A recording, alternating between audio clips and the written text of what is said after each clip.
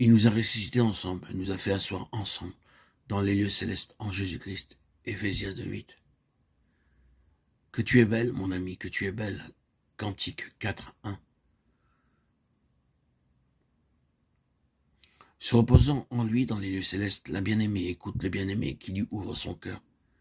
Il peut le faire maintenant, sans avoir à craindre qu'elle s'attribue à elle-même quelque louange que ce soit. Dans le désert, elle a été amenée à s'abaisser elle-même. Maintenant, unie au bien-aimé dans les lieux célestes, elle marche humblement devant son Dieu.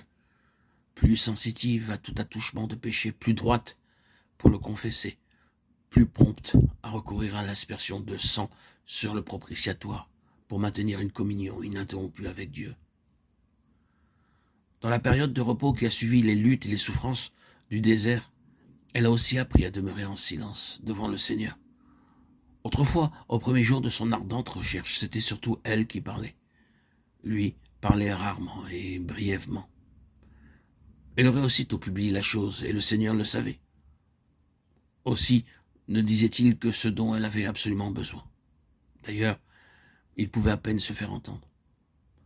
Aussitôt en sa présence, elle répandait son cœur devant lui, puis elle s'en allait sans attendre qu'il eût répondu, en tout cas avant qu'il eût fait connaître sa pensée. « Mon âme, attends-toi à Dieu seul, s'écrie le psalmiste, car mon attente est en lui. » Psaume 62:5. Telle est maintenant l'attitude de la bien-aimée, cachée en lui, dans un sentiment de profonde révérence, avec un saint tremblement. Tout son être est silencieux en sa présence. Il parle dans le grand silence du sanctuaire intérieur de l'âme. Écoutons avec elle. Celui qui ressuscite les morts et appelle les choses qui ne sont pas comme si elles étaient. Romains 4:17. Apprenons avec elle comment devenir participant de la nature divine par les promesses. 2 Pierre 1:4. Le bien-aimé lui dit « Tu es belle ». L'âme répond dans une humble foi « Qu'il me soit fait selon ta parole ». Luc 1:38. Et sa beauté, c'est lui. Ésaïe 9:19. Elle se repose sur sa parole, sachant que celle-ci aura son accomplissement.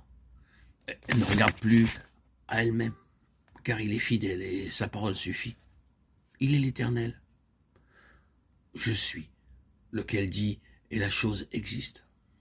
Lorsque le monde fut créé, il parla et la chose parut. Dieu dit que la lumière soit et la lumière fut. Genèse 1:6-7. Telle est l'assurance de la foi, celle qui obtient les promesses.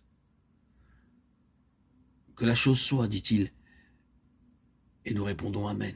Autant il y a des promesses de Dieu, elles sont oui et Amen en lui, afin qu'il soit glorifié en nous et par nous. 2 Corinthiens 1:20.